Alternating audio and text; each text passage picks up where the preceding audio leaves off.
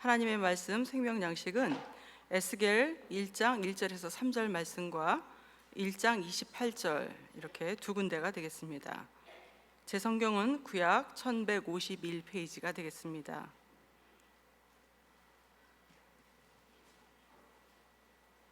에스겔 1장 1절에서 3절 말씀과 1장 28절 이렇게 두 군데가 되겠습니다. 다 펴신 줄 알고 제가 받들어 읽도록 하겠습니다. 하나님의 말씀 생명 양식 에스겔 1장 1절 말씀. 제 30년 4월 5일에 내가 그발강가 사로잡힌 자 중에 있더니 하늘이 열리며 하나님의 이상을 내게 보이시니 여호야긴 왕의 사로잡힌 지 5년 그달 5일이라. 갈대아 땅 그발강가에서 여호와의 말씀이 부시의 아들 제사장 나 에스겔에게 특별히 임하고 여호와의 권능이 내 위에 있으니라. 1장 28절 보도록 하겠습니다. 그 사면 광채의 모양은 비 오는 날 구름에 있는 무지개 같으니 이는 여호와의 영광의 형상의 모양이라. 내가 보고 곧 엎드려 그 말씀하시는 자의 음성을 들으니라. 이는 하나님의 말씀이니라. 아멘. 오늘 은혜 받으실 말씀의 제목은 에스겔서의 구속 경륜 세 번째 시간으로 에스겔의 소명이라는 제목으로 담임 목사님께서 말씀 주시겠습니다. 은혜 많이 받으시기 바랍니다.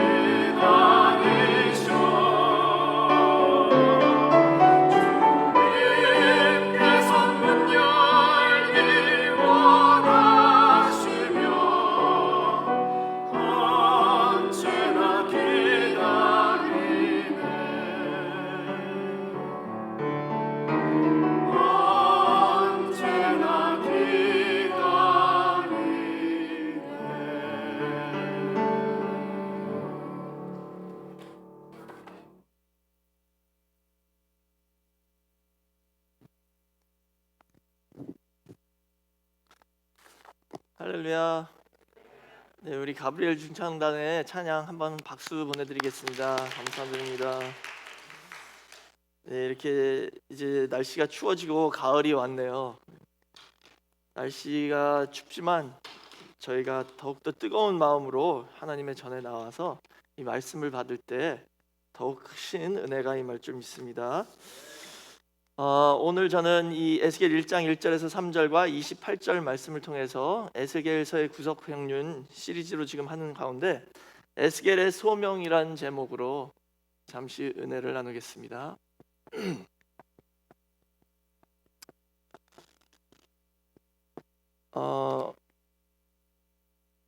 지금 저희가 이 유대인들의 그 절기 가운데 있어요. 그래서 어제 저녁부터 오늘 저녁까지 욤키푸르, 그러니까 대속죄일이었어요. 그렇죠? 티시리월 10일이니까 대속죄일이죠. 그날은 대제사장이 지성소에 1년에 단 하루 들어가서 이스라엘의 모든 죄를 사하는 그런 날이죠. 뭐 지금도 이 유대인들은 이 대속죄를 철저하게 지키고 있지만 저희는 예수 그리스도의 십자가의 보혈의 피로 우리의 영원한 대속죄일이 이미 이루어졌습니다. 그래서 믿고 예수 그리스도를 영접하기만 하면 저의 모든 죄가 다 사해졌다는 것을 믿으시기 바랍니다. 오늘 이 본문 말씀 보시면 에스겔 1장 1절 보시면 제30년에 그랬죠? 제30년에는 뭐를 의미하는 거냐면요, 에스겔의 30살 되는 해예요. 에스겔 선지자가 이제 30세가 되는 해입니다. 근데 그게 여호야긴 왕 포로로 끌려온 지 5년째 되는 해니까 주전 593년입니다. 이때 4월 5일에 히브리 달력으로 4월 5일이면은요, 예를 들자면 지금이 오늘이 7월 10 이제 1일이 되는 거예요. 히브리 달력으로. 그러니까 한 3개월 전이잖아요. 지금부터. 그러니까는 여름이에요. 한참 뜨거울 때. 에스겔이 30살 되는 해 여름에 그발 강가에 앉아서, 왜 30살 되는 해가 중요하냐면 에스겔은 제사장이니까 예루살렘 성전에 있었으면 이제 제사장으로 임명받는 해입니다.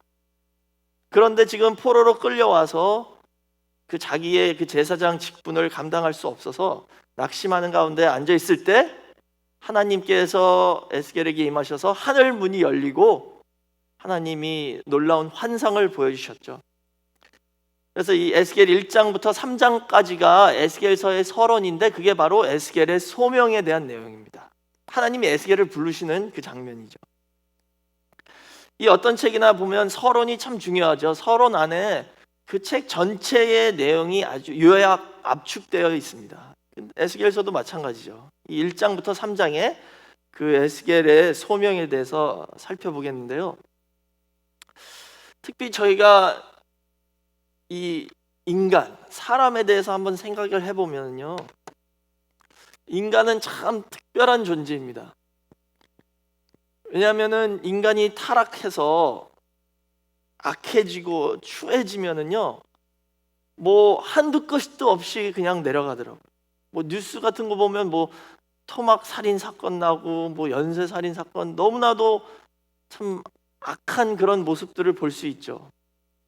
근데 그 반면에 인간이 진짜 말씀을 영접해가지고 성령을 받아서 거듭나고 그 본래의 모습, 하나님의 형상의 모습을 회복하면 진짜 하늘 최고 높은 자리까지 올라갈 수도 있는 존재가 바로 인간이에요. 내려가면 제일 낮은 곳까지도 내려갈 수 있지만 올라가면 제일 높은 곳까지도 올라갈 수 있는 게 사람입니다. 그래서 그 시편 8편 4절에서 5절 보시면 거기 그 시편 기자가 그랬잖아요. 사람이 무엇이간데 주께서 저를 생각하시며 인자가 무엇이간데 주께서 저를 권고하시나이까. 저를 천사보다 조금 못하게 하시고 영화와 존귀로 관을 씌우셨나이다 라고 나와 있죠. 근데 여기 한국어 번역은 5절에 저를 천사보다 조금 못하게 라고 그랬는데요, 거기 천사라는 단어가 히브리어를 보면 엘로힘이에요. 엘로힘. 엘로힘은 하나님이란 뜻입니다. 그러니까 하나님보다 조금 못하게 만드셨다는 거예요. 사람이 타락하지 않았으면 본래 위치는 하나님 바로 밑에라는 거예요. 만물의 영장이에요, 원래는. 근데 타락해서 저희가 만물의 위치로 내려왔죠. 이렇게 하나님께서는 영화와 존귀로 저희를 관을 씌우셨다 그랬죠. 그러니까 히브리서 1장 14절 보시면은요, 천사도 구원받은 우리 성도가 부리는 영이래요. 천사가, 우리가 부리는 영이래요. 천사는 원래 저희가 그 본래 자리가 있었으면 천사가 우리의 종이나 마찬가지라는 것이죠. 그런데 아담이 타락함으로 말미암아 그 자리에서 떨어져 내려왔죠. 그래서 예를 들어서 지난주에 저희가 에스겔 성전은 청량된 성전이다 말씀드렸습니다. 근데 그 에스겔 성전을 청량하는 그 단위가 구약 성경에 있는 다른 단위하고는 달라요. 그래서 구약에서는 일반 규빗을 사용하잖아요. 이 규빗은 뭐냐면 이 팔꿈치서부터 손가락 끝까지가 이 사람의 요 길이가 한 규빗이에요. 그래서 뭐 이게 대략 45.6cm 정도 되는데요. 여기다가 에스겔 성전을 청량하는 단위는 한 손바닥을 더하라고 그랬어요. 이렇게. 그래서 조금 더 길죠, 요만큼. 그래가지고 53.2인가요? 7.6을 더하니까 53.2인가? 이 정도 돼요. 그것은 척이라고 그러죠. 에스겔 40장 5절 보시면 에스겔 성전은 이제 일반 규빗이 아니라 일반 규빗보다 한 손바닥이 더 긴 척이란 새로운 단위를 통해서 청량하라라고 하나님께서 말씀하신 거예요.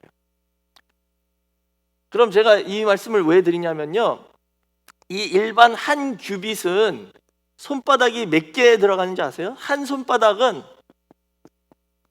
7.6cm입니다. 이 규빗, 한 규빗 안에 6 손바닥이 들어가는 거예요. 근데 에스겔 성전을 재는 이 척은 거기다가 하나를 더 추가했죠. 그럼 어떻게 되죠? 7 손바닥이 되는 거예요.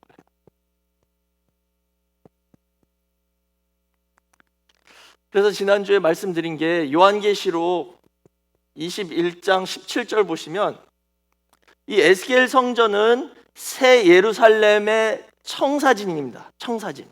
그렇죠? 에스겔 성전은 계시록 21장에 나오는 새 예루살렘의 청사진이에요. 근데 계시록 21장 17절에 새 예루살렘도 다 청량했다고 나와 있는데 새 예루살렘을 청량하는 그 단위는 사람의 청량인데 곧 천사의 청량이다 그랬어요. 사람의 청량이 단위인데 천사의 청량이다. 다시 말하자면 신령한 사람의 단위를 사용한다는 거죠. 그러니까는 우리 타락한 인간이 쓰는 이런 일반 청량 단위를 사용할 수 없다는 거예요. 왜? 사람의 손으로 지어진 성전이 아니니까. 이것은 어떤 영적인 성전이기 때문에 이 땅에 있는 이 단위를 타락한 사람이 쓰는 단위로 사용할 수 없다는 것이죠. 그래서 그냥 일반 규빗은 6 손바닥이잖아요. 6은 타락의 수입니다. 제6일에 창조된 사람이 타락했기 때문에. 그러나 7은 완전한 수잖아요. 그리고 안식의 수이고. 하나님께서는 이렇게 에스겔 성전을 재는 그 단위까지도 이제는 일반 사람들이 쓰는 거 쓰지 말고 이 영적인 단위, 신령한 단위를 써서 재봐야지만이 우리가 그 성전을 제대로 알 수 있다라고 말씀하시는 거예요. 근데 계시록 13장 18절에는 이 666에 대해서 6은 타락의 수니까 666은 3번 타락한 거잖아요. 완전 타락. 근데 이 666의 수가 어떤 수래요? 짐승의 수인데 사람의 수다 그랬어요.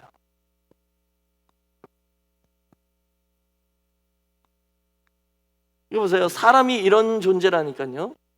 신령한 천사 같은 하늘의 일을 하는 사람이 될 수도 있지만 타락하면 짐승같이도 될 수 있다는 거예요.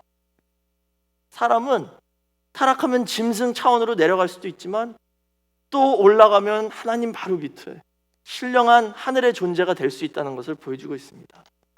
그래서 오늘 에스겔의 소명에 대해서 배울 때 이거를 기억하시면서 이 에스겔을 부르신 그분이 어떤 분인지 그 모습을 저희가 공부할 텐데요. 그 모습이 어떤 모습인지 한번 잘 생각해 보시면 하나님께서 크신 은혜 주실 줄 믿습니다.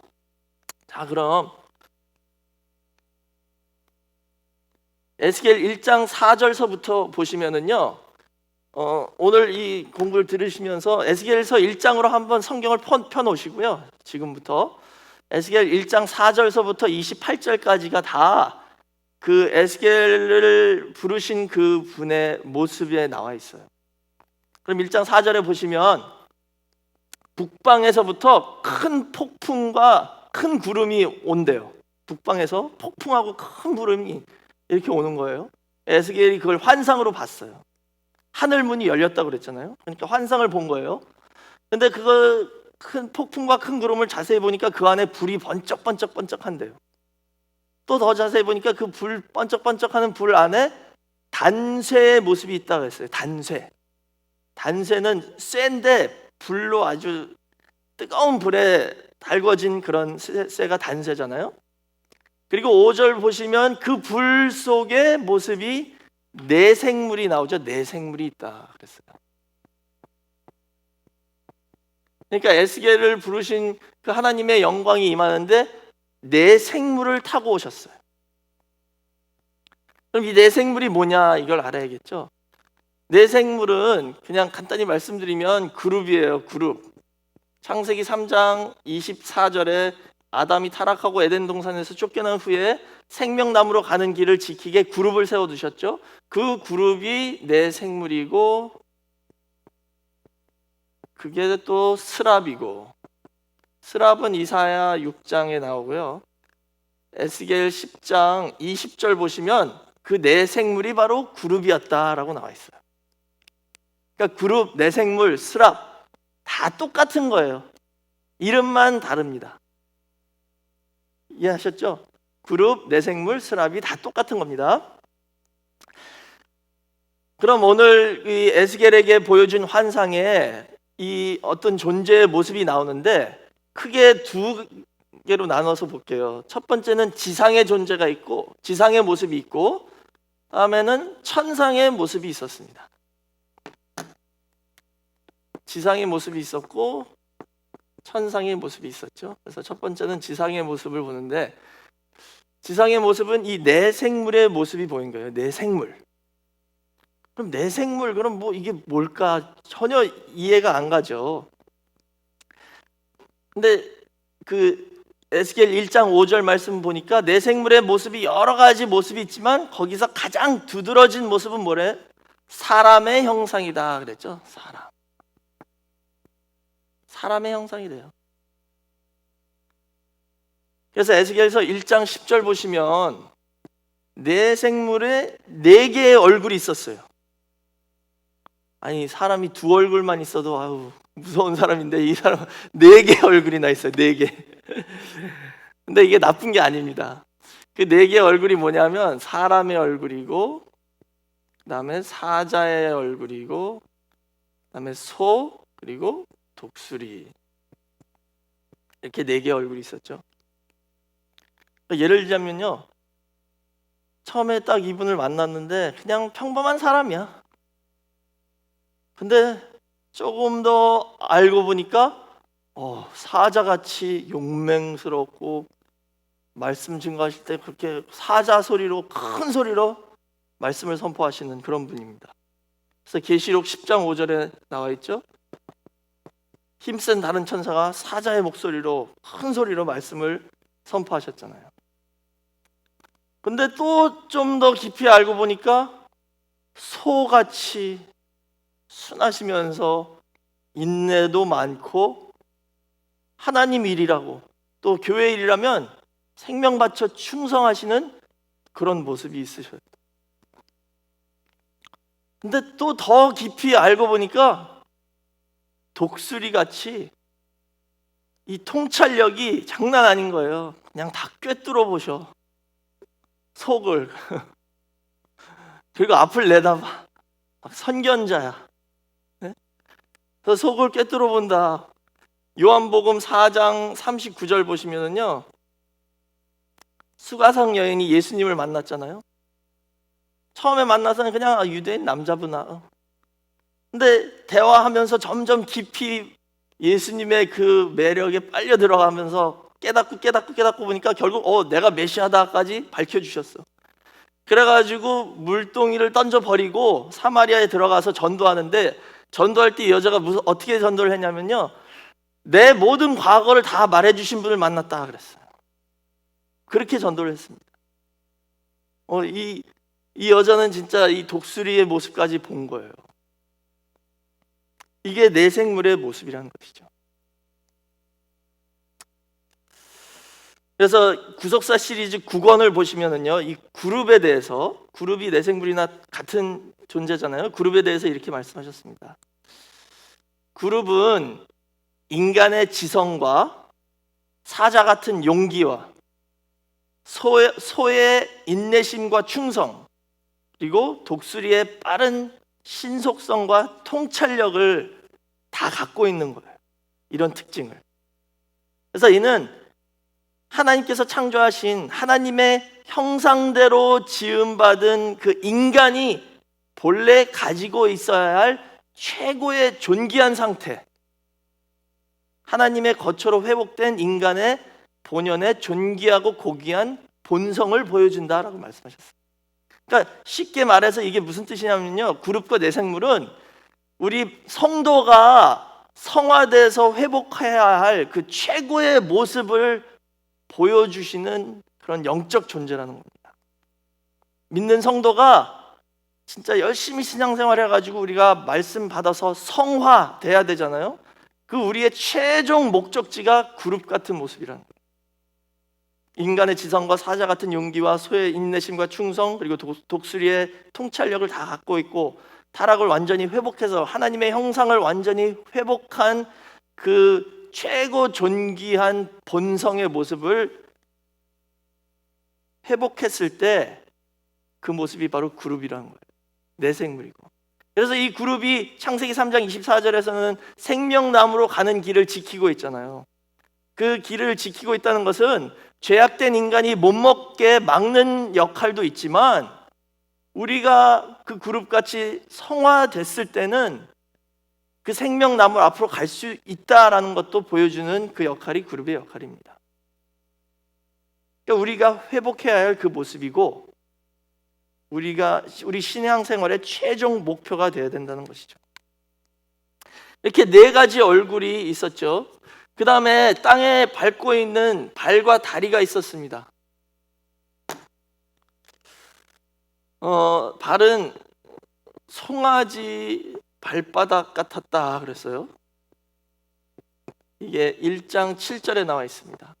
그리고 다리는 곧고 구리같이 빛났대요. 이 땅을 저희가 밟고 있는 발과 다리는요, 이 땅은 이 타락한 세상을 상징하잖아요. 그러니까는 우리가 이 세상에 살면서 어떤 모습으로, 어떤 상태로 우리가 서 있고 어떻게 생활하고 살아가고 있는지를 보여주는 거예요. 발과 다리. 그러니까 송아지 발바닥은 왜 송아지 발바닥이냐면요, 레위기 11장 보시면 이 유대인들의 그 먹는, 뭘 먹을 수 있고, 짐승들 중에 뭘 먹을 수 있고 뭘 먹을 수 없다, 정결한 짐승은 뭐고 부정한 짐승은 뭐다, 이게 여기 나와 있는데요, 정결한 짐승이 될 수 있는 방법은 두 가지예요. 이 굽이 갈라져야 돼. 쪽발, 소같이. 그리고 대세김질 해야 돼요. 이 두 가지 조건을 다 충족해야지 정결한 짐승입니다. 그걸 둘 다 충족한 대표적인 짐승이 뭐냐면 소예요, 소. 그러니까 소고기는 먹잖아요. 돼지고기는 안 먹지만. 그럼 이 소의 굽이 갈라졌다, 이 땅을 밟고 있는 굽이 갈라졌다라는 것은 뭐냐면 구별되고 성별된 삶을 살아야 된다는 것을 보여주고 있습니다. 이 짐승들을 통해서 우리 성도가 어떻게 살아야 되는지 이걸 보여주는 거예요. 성도는 이 타락한 세상에 살지만 분리된 삶, 성별된 삶을 살아야 된다는 것을 보여주고 있죠. 이 세상에 살고 있지만 이 세상의 죄악에 물들지 말라, 이 뜻입니다. 역시 이 네 생물도 그런 발을 이 땅에 밟고 있었습니다. 그 다음에 다리는 곧고 마광한 구리같이 빛난다 그랬어요. 여기 곧다라는 단어는 히브리어로 야샤르로서 정직하다라는 뜻입니다. 정직하다. 이 땅에 우리가 살아가는 모습이 어떻게 돼요? 정직하고 곧아야 된다라는 것이죠. 그 다음에 구리같이 빛났다라는 것은 이 구리는 불에 대한 내구성이 강합니다. 그래서 이것은 불같은 환난을 통과한 그 연단을 받았다는 증거입니다. 내생물 같은 성도는 불같은 연단, 그 환난을 다 통과했다는 그 증거가 있어야 돼요. 그래서 1차적으로는 예수님이 먼저 우리를 위하여 그 연단과 환난을 다 통과해 주신 거예요.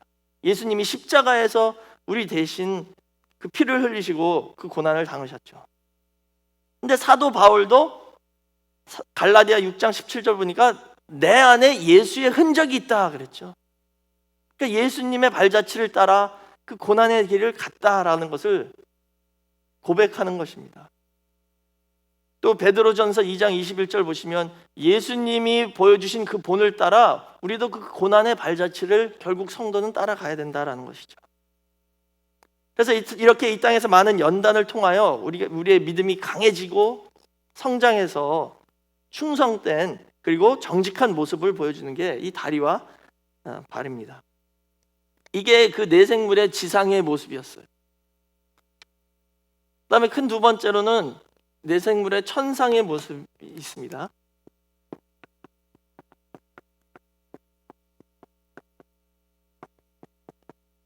이것은 에스겔 1장 22절에서 28절까지의 내용이에요. 여기 22절을 보시면 그 내생물 머리 위에 궁창이 있었대요.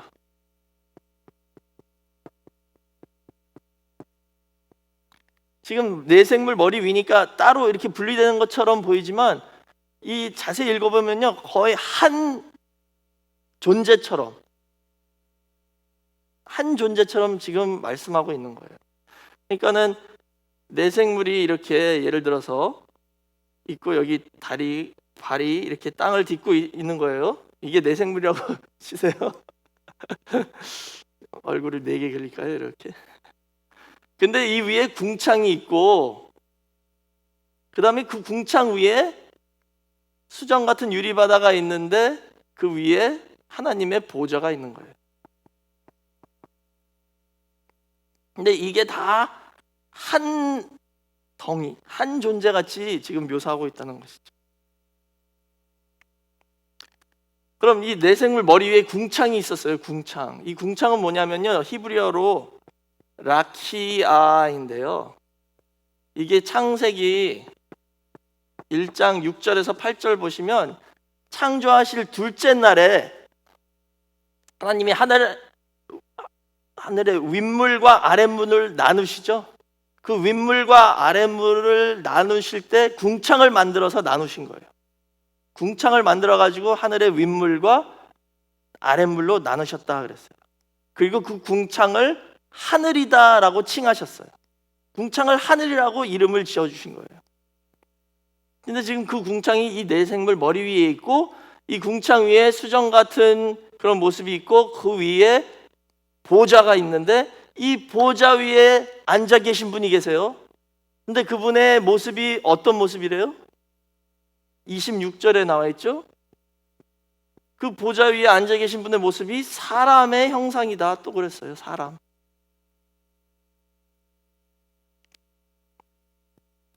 자, 그럼 이런 게 다 어떤 의미인지 한번 살펴보도록 하겠습니다.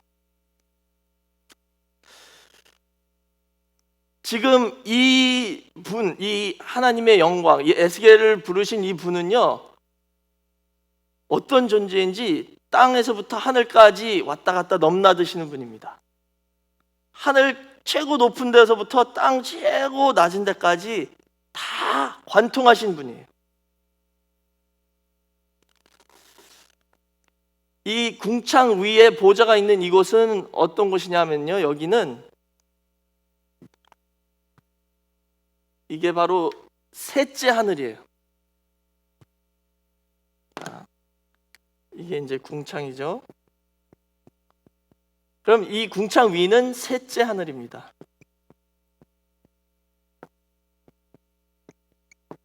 왜냐하면 보세요. 여기가 땅이죠. 땅 위에 땅하고 궁창 사이에 이 공중이 있잖아요. 이게 첫째 하늘이에요. 여기도 하늘이죠.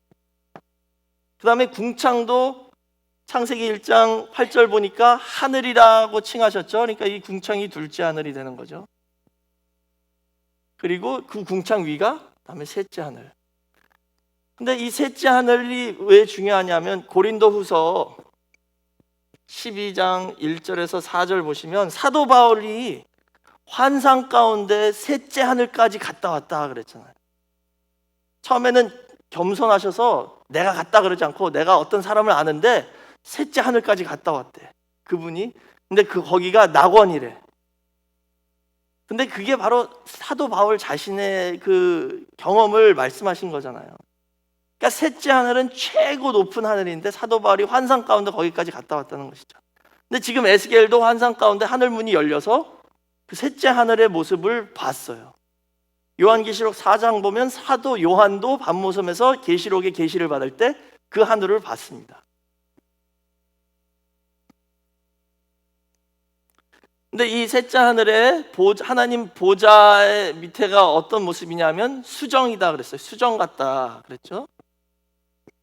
이것은 계시록 4장 6절 말씀 보시면 수정 같은 유리바다가 나옵니다.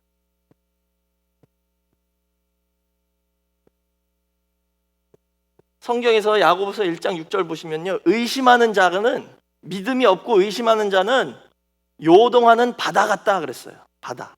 그러니까 바다는 의심하는 성도의 마음 상태를 말하는 거예요. 믿음이 없는, 막 왔다 갔다 하는. 근데 유리바다는 그런 게 없잖아요. 유리니까 요동이 없는 것을 의미합니다. 그래서 수정 같은 유리바다는 요동이 없는 믿음의 상태를 말씀하시는 거예요. 이 하늘은 수정 같은 유리바다래요. 다 요동이 없는 한결같은 믿음이 있다는 겁니다. 그래서 시편 125편 1절에 시온산이 이렇게 요동치 않는 산이다라고 말씀하셨죠. 그러니까는 14만 4천이 시온산 위에 섰다라는 것은 요동 없는 믿음 위에 섰다라는 뜻입니다. 오늘날 저희가 그런 믿음을 가져야 되겠죠. 이런 한결같은 믿음. 그러니까 예를 들어서 모세, 얼마나 위대한 선지자입니까? 믿음 좋은 모세도 그 200만 명이 다 막 불평했죠. 물 없다고. 모세한테 막 덤비니까 어떻게 됐어요? 모세에게 그 얼이 미쳤다라고 시편 106편 32절에 나와 있어요. 그 얼이 미쳐가지고 모세도 하나님 앞에 죄를 졌습니다. 그 뜻은 뭐냐면 200만 명이 막 모세한테 불평불만하니까 모세도 요동했다는 거예요. 믿음이. 그런데 지금 이분은 수정 같은 유리바다예요. 200만 명이 아니라 1000만 명, 1억, 전 세계 모든 사람이 다 덤벼도 절대 요동이 없는 믿음이라는 거예요. 그런 대단한 분이라는 것이죠. 우리는 이제 그런 분을 바라보면서 그런 믿음을 얻기 위해서 기도하면서 신앙생활을 해야 된다는 것입니다. 이런 한결같은 믿음. 히브리서 13장 8절 보시면 예수 그리스도는 어제나 오늘이나 영원토록 동일하시다라고 말씀하셨죠. 그러니까는 이런 내생물 같은 성도는요, 막 금방 뜨거워 올라왔다가 또 금방 식고 이렇게 되면 안 된다는 거예요. 한결같은 믿음으로 가야 된다는 것입니다. 요동이 없는 믿음. 그래서 그런 믿음 위에 그 보좌에 앉아 계신 분이 계신데 아까 말씀드린 대로 에스겔 1장 26절에서는 사람의 모습이다 그랬어요. 근데 이 똑같은 보좌, 하늘 보좌를 본 사도 요한은 계시록 4장 6절에는 그 보좌 가운데 누가 앉아 계시다고 그랬어요? 생물이 계시다고 그랬어요. 생물. 이 네 생물 중 하나. 그런데 또 요한계시록 7장 17절에서는 똑같은 보좌 위에 어린 양이 앉아 계시다 그랬어요. 어린 양이. 똑같은 보좌 위에 지금 사람의 모습, 생물의 모습, 그 다음에 어린 양. 예수님이죠. 이게 세 다른 존재가 앉아 계시잖아요. 근데 다른 게 아니라 같은 분이라는 것입니다. 예수 그리스도가 네 생물 중 하나라는 거예요. 그러니까 그게 무슨 뜻이냐면 뭐 예수님이 천사다 이렇게 예수님을 비하하는 게 아니라 이 생물이 내 생물이 어떤 모습이에요? 라고 말씀드렸어요. 인간의 본성을 완전히 회복한 모습이라면 예수님이 우리에게 가장 먼저 그 모습을 보여주신 분이에요. 하나님이 육신을 입고 오셨잖아요. 하나님의 완전한 형상이시잖아요. 골로새서 1장 15절에 예수님은 보이지 아니하시는 하나님의 형상이요 그랬죠. 그러니까 예수님이 그 가장 첫 번째 내 생물이란 거예요. 예수님이 그 모습을 저희에게 하나님의 형상을 완전히 회복한 사람의 모습을, 성화된 성도의 모습을 보여주신 분이라는 것이죠. 근데 그럼 이 보좌 위에 앉아 계신 분, 바로 하나님의 영광, 그분의 모습이 어떤 모습이냐면요, 에스겔 1장 27절 보니까 상체는 단쇠 같다 그랬어요. 허리 위부터는 단쇠. 아까 단쇠가 뭔지 말씀드렸죠. 뜨거운 열기에 달궈 올라서 이렇게 빛나는 쇠를 의미하는 겁니다. 그 다음에 하체는 불, 그리고 사면에 광채가 있다. 근데 이 사면 광채의 모습이 바로 구름 가운데 있는 무지개의 모습이다라고 나와 있어요. 자, 이게 어떤 의미냐면요, 단쇠라는 것은 불에 들어간 쇠를 의미하는 거잖아요. 그러니까 이것은 불 같은 연단을 통과하신 분이라는 것을 보여주고 있습니다. 그래서 금이나 은이나 모든 이런 보석은요, 불을 통과해야지 빛나는 거예요. 불 같은 연단을, 그 환란을 통과하신 분의 모습, 그래서 빛나는 모습을 보여주는 거죠. 그 다음에 하체는 이 불과 사면에 광채가 있는 모습인데 그게 무지개 모습이다 그랬죠. 무지개가 어떻게 형성되는지 아시죠? 하늘 위에 그 깨끗한 증발된 그 물방울에 빛이 비춰가지고 빛이 7색깔로 보이는 게 무지개잖아요. 그러니까 이 무지개는 뭐냐 하면 빛은 이렇게 보이지만 자세히 안 보이죠? 그러니까 빛은 보이지 않습니다, 사실. 근데 무지개는 보이는 빛이에요. 하나님이 빛이시라면 무지개는 보이는 빛입니다. 다시 말하자면 보이지 않는 하나님이 보이는 모습으로 나타나신 예수 그리스도를 상징하는 것이죠. 더 나아가서 그 예수님이 가져오신 그 태초의 말씀, 그리고 그 명료하고 개봉된 말씀을 상징하는 겁니다. 그러니까 들리는 걸로 한번 비유해서 말씀드릴게요. 도레미파 솔라시도 있잖아요. 음악에 그것도 7개예요. 근데 그걸 7개를 한 피아노에서 한꺼번에 다 같이 땅 누른다고 생각해 보세요. 뭐가 들려요? 다 이상한 소리만 들리잖아요. 불협화음만. 근데 그것을 도레미파솔라시도 하나씩 치면 그 음이 다 하나하나 들리죠. 그런 것처럼 빛은 그냥 이렇게 빛을 보면 이게 뭔지 안 보이는 거예요. 뭔지 모르는 거죠. 근데 무지개처럼 색깔을 7개로 다 나눠보면 빨주노초 파남보 보이는 것처럼 이 말씀이 그냥 이렇게 오면은 우리가 이해를 못하는데 개봉된 말씀으로 예수님이 이 말씀을 풀이해 주셔서 다시 오시는 주님이 이 말씀을 개봉해 주셔서 열어주셨을 때 무지개같이 색깔이 하나하나가 다 보여주는 그런 명료한 말씀으로 개봉된 말씀으로 보여준다는 것이죠. 그게 바로 무지개의 영광입니다. 이것을 다 에스겔 선지자가 본 거예요. 이런 모습으로 오신 분이 에스겔에게 와서 에스겔에게 사명을 주시고 너 이제 선지자로 일을 좀 하자. 나랑 같이 일하자 라고 말씀하신 겁니다.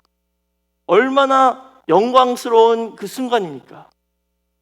다시 오시는 주님이 만약에 오셔가지고 여러분에게 지금 하나님 급하십니다.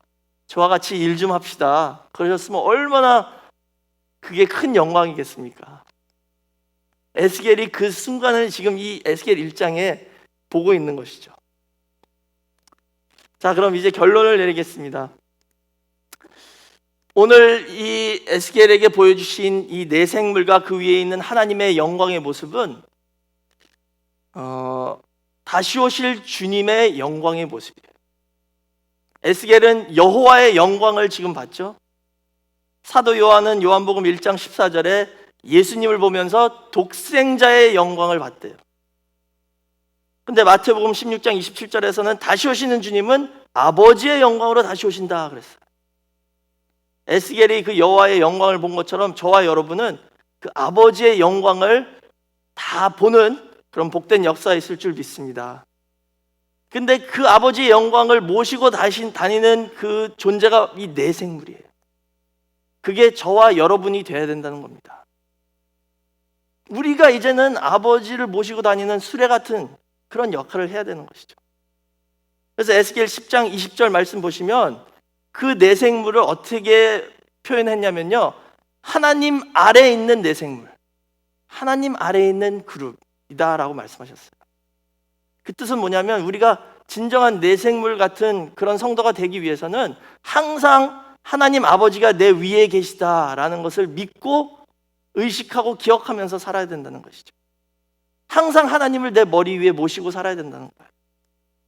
내 생물 머리 위에 하늘 보좌가 있었습니다. 그런 것처럼 오늘 저와 여러분 이 머리 위에 우리 아버지의 영광의 보좌가 있다는 것을 믿으시고 그것을 기억하시면서 진짜 한결같은 믿음을 갖고 아버지를 내 머리 위에 모시면서 늘 겸손히 행하는 저와 여러분 모두가 되셔서 하나님 아버지의 영광을 이 세상에 나타내는 우리 늘푸른 교회가 되시길 주의 이름으로 축원하겠습니다. 기도하겠습니다.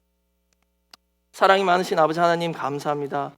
은혜 가운데 함께해 주셔서 이 수요 예배로 인도하여 주시고 하나님의 전에 나와 신령과 진정으로 예배드릴 수 있게 허락해 주심을 진심으로 감사드립니다. 오늘 주신 말씀을 마음 깊이 새겨서 우리가 신령한 내 생물이 되기 위하여 한결같은 믿음을 갖기 위하여 힘써 노력하는 성도 모두가 될 수 있도록 인도하여 주시고 어떤 연단이 와도 믿음으로 인내할 수 있는 은혜 허락하여 주시옵소서.